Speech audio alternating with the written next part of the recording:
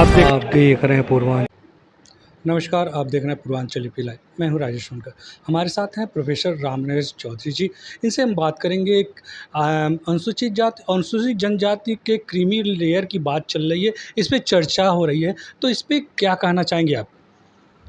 बहुत बहुत धन्यवाद आपको, पूर्वांचल टीवी टाइम्स। आप जो है सामाजिक मसलों पर जो बातें जनता के सामने रखते हैं, इसके लिए आपको बहुत बहुत साधुवाद है।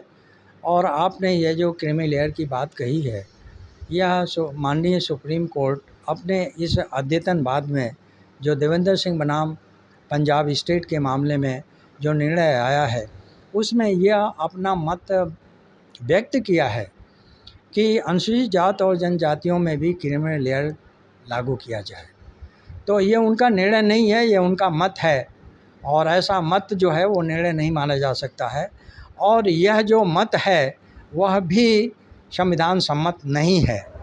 अनुसूचित जातियों में और जनजातियों में जो स्वतंत्रता संविधान लागू होने के पश्चात जो उनकी सुविधाएं और जो उनको रोज़गार और नौकरी में आने के लिए जो आरक्षण की व्यवस्था की गई थी, वो व्यवस्था अभी पूर्ण रूप से लागू नहीं हो पाया है देश में। अभी भी आप देखें कि अनुसूचित जात का तो कम से कम 20% तक हो गया होगा, लेकिन पिछड़े वर्ग का जो आरक्षण है वह केवल और केवल अभी 7-8% तक लागू हो पाया है। अभी माननीय राहुल जी ने एक बात कही थी, और बड़ी मतलब वो सटीक बात है कि देश में 90 जो है जॉइंट सेक्रेटरी हैं, उन 90 जॉइंट सेक्रेटरी में केवल 3 जो है बैकवर्ड क्लास के लोग हैं। अब बताइए कैसे आप कहेंगे कि जनता का प्रतिनिधित्व जो है वो संपूर्ण क्षेत्र में हो गया है? क्या 3 ही जो है शेड्यूल कास्ट और बैकवर्ड क्लास में जो है वो कुलपति हैं, प्रधानमंत्री का जो कार्यालय है, राष्ट्रपति महोदय का जो कार्यालय है, सुप्रीम कोर्ट इटसेल्फ है, जिसमें आज भी दलितों का प्रतिनिधित्व जो है सुनने के बराबर है। आप इसको क्यों नहीं निश्चित कर लेते हैं, यहाँ क्यों नहीं लागू कर देते हैं? और ये जो लागू कर दें तो ये फिर उसके बाद आप इस प्रश्न को उठाइए तो ये कुछ कहा जा सकता है। अभी आप देखें कि जो माननीय सुप्रीम कोर्ट का जो निर्णय रहा है, वह निर्णय जो है, मैं जैसा पहले भी कह चुका हूँ, वो अनुसूचित जात और जनजातियों के आरक्षण के विरोध में रहा है, और ये उनकी सवर्ण मानसिकता का द्योतक है। क्योंकि ये जब संविधान सभा बन रहा था तो उस समय भी ये बात उठी थी, और उस समय ये कहा गया था कि न्यायपालिका को पूर्णतः अधिकार देना जो है अनुचित होगा। बाबा साहब डॉक्टर अम्बेडकर ने कहा था, क्योंकि वो ये जानते थे, वो कहते थे कि कोई भी व्यक्ति हो, कहीं भी बैठा हो, लेकिन उसकी जो फीलिंग है, उसकी जो सेंटिमेंट्स है, उसके जात से गवर्न होती है, उसकी जात से जो है उसका द्योतक होता है।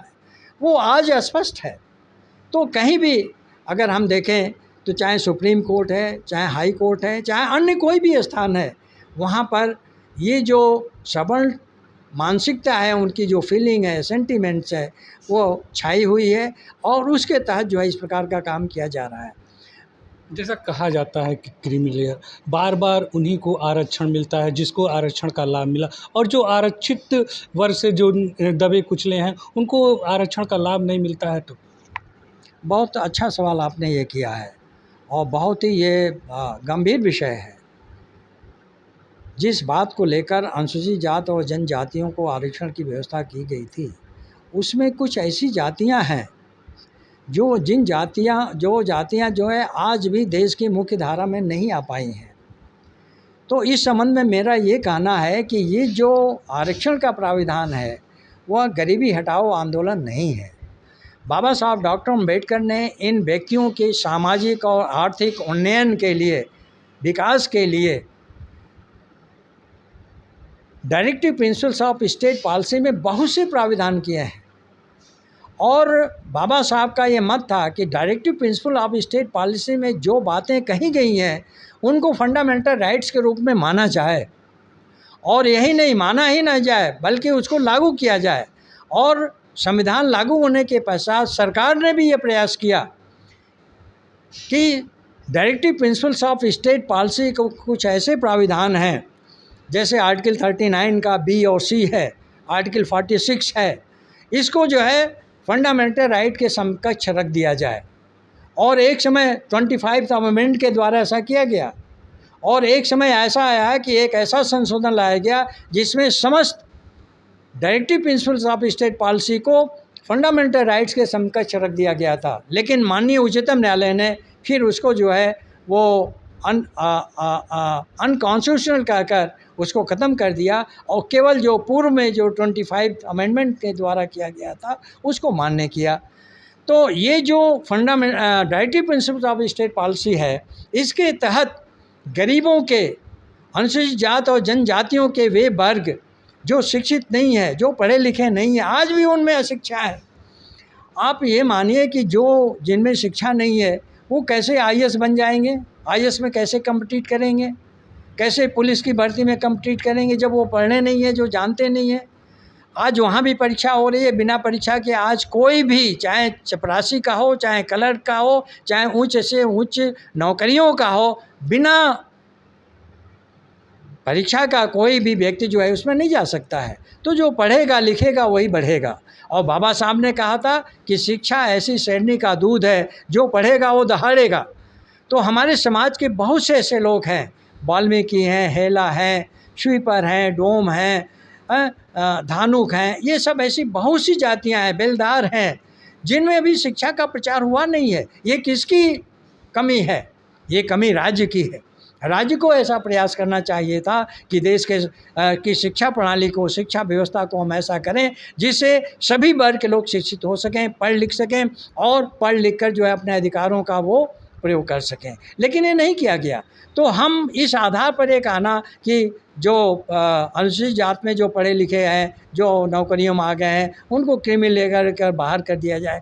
तो उनको क्रिमी लेकर आप बाहर करेंगे, और इनमें कोई पढ़ा लिखा नहीं है तो कहाँ से मिलेगा? तो स्वतंत्रता प्राप्ति के पश्चात, संविधान लागू होने के पश्चात जो सामान्यतः नौकरियों में कहा जाता था नॉट अवेलेबल, नॉट सूटेबल, वही बात आज भी होने लगेगी। और ये उनका सुनियोजित प्रयास है जिससे कि इन लोगों को आरक्षण से बिल्कुल नेस्तनाबूद कर दिया जाए। सरकार भी ये चाहती है। सरकार को देखिए, जितने भी पब्लिक उद्यम हैं वो सभी जो कांग्रेस सरकार ने जिसको दिया था, नौकरी के एवेन्यूज़ को बढ़ाया था, हमारे पढ़े लिखे जो जवान होंगे वो नौकरियों में जाएंगे, अपना भविष्य वो ठीक करेंगे, अपने परिवार को चलाएंगे, शादी ब्याह करेंगे, अपनी जिम्मेदारियों का निर्वहन करेंगे, इसके लिए बनाया गया था। और ये सरकार जो है उसको बिल्कुल ख़त्म कर दे रही है, उनके भविष्य को बिल्कुल अंधकार में बना दे रही है। तो ये बड़ी सोचनीय बात है। हम सभी गार्जियंस के प्रति ये बड़ी सोचनीय बात है कि हम अपने बच्चों को जो पढ़ा लिखा रहे हैं वो बच्चे कहाँ जाएंगे? नौकरियां ख़त्म हो रही हैं, नौकरियों में भरी नहीं जा रही हैं। आज लाखों जगह जो है केंद्रीय सरकार में खाली पड़ा हुआ है, और पिछले 10 वर्षों से कोई उसको भरा नहीं गया है। क्यों नहीं भरा जा रहा है? क्या हमारे पढ़े लिखे समाज में लोग नहीं हैं? हम मानते हैं, चलिए आप ये कह रहे हैं कि अनुसूचित जात में नहीं होगा, जनजात में नहीं होगा, सवर्ण में भी तो होगा। आखिर उनके भी तो बच्चे हैं, उनके भी बच्चे तो बेरोजगार पड़े हुए हैं। तो ये सरकार की कमी है, और सरकार की क्या सोच है इसके पीछे हम तो ये नहीं जानते कि क्यों नौकरियों को नहीं भरा जा रहा है, क्यों नहीं पदों को भरा जा रहा है, क्यों नहीं हमारे शिक्षित रोजगार बच्चों को जो है रोज़गार दी जा रही है, जिससे वो अपने भविष्य को सुधार सकें और अपने फैमिली के साथ रह सकें, माता पिता की सेवा कर सकें। ये क्यों नहीं सोचा जा रहा है? सरकार में ऐसी सोच क्यों नहीं रही है? बड़ी दुखद बात है। आपने सरकार पे आरोप लगाया। सरकार प्रधानमंत्री कह रहे हैं कि आरक्षण में किसी प्रकार का कोई छेड़छाड़ नहीं होगा। जिस तरह से आरक्षण लागू है, बाबा साहब का आरक्षण जिस तरह से लागू है उसी तरह से रहेगा। ये सही बात आप कह रहे हैं, और हमारे प्रधानमंत्री महोदय ने भी ऐसा कहा है। लेकिन हम पिछले 14 वर्षों से देख रहे हैं कि प्रधानमंत्री जी क्या कह रहे हैं और क्या उनके द्वारा किया जा रहा है। बड़ी बात है, इसको पुनः यहाँ पर कहने की कोई ज़रूरत नहीं है। हमारे प्रधानमंत्री जी तो कह रहे हैं कि ठीक है, इसमें आरक्षण में कोई छेड़छाड़ नहीं होगा, परंतु मैं प्रधानमंत्री जी को बताना चाहूँगा, वो ये बताना चाहूँगा कि सुप्रीम कोर्ट का निर्णय है। माननीय सुप्रीम कोर्ट ने अपना निर्णय दिया है, वो मत नहीं व्यक्त किया है। केवल मत होता तो आप छोड़ दीजिए, निर्णय है, और भी 7 न्यायमूर्तियों जज की जो है बेंच का निर्णय है। तो आज इसको आप ना लागू करें, लेकिन कल और परसों चौथा रोज़, साल 2 साल के बाद पुनः तो क्योंकि सुप्रीम कोर्ट के द्वारा जो दिया गया निर्णय है that becomes law of the land, वो देश का कानून बन जाता है और उसको कानून के रूप में उसकी मान्यता मिल जाती है। तो माननीय उच्चतम न्यायालय का जो है निर्णय है वो लॉ ऑफ द लैंड हो गया है, वो एक कानून का स्वरूप ले लिया है। और इस स्वरूप को हमारे प्रधानमंत्री जी चाहते हैं कि कोई बदलाव नहीं होगा, कोई छेड़छाड़ आरक्षण में नहीं होगा।